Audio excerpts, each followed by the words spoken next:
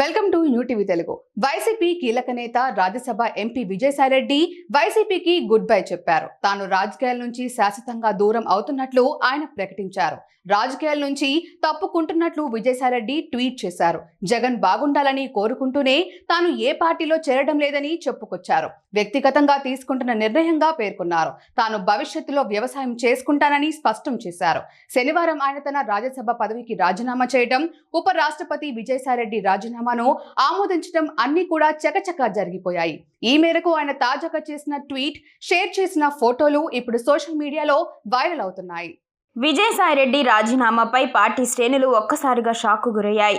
Jagan London పర్యటనలో ఉన్న సమయంలో విజయసాయిరెడ్డి రాజీనామా చేయడం ఇప్పుడు ప్రాధాన్యతను సంతరించుకుంది.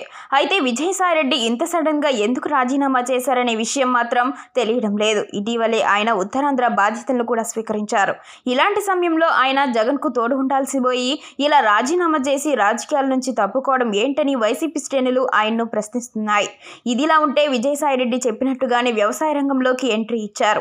తన క్షేత్రంలో వ్యవసాయ కార్యకలాపాలు ప్రారంభించినట్టు ఆయన వెల్లడించారు. దీనికి సంబంధించిన ఫోటోలను ఆయన తన ట్విట్టర్లో షేర్ చేశారు. నా ఉద్యాన పంటల కార్యకలాపాలను తాజాగా ప్రారంభించానని చెప్పడానికి ఎంతో సంతోషిస్తున్నాను అంటూ ట్వీట్ చేశారు.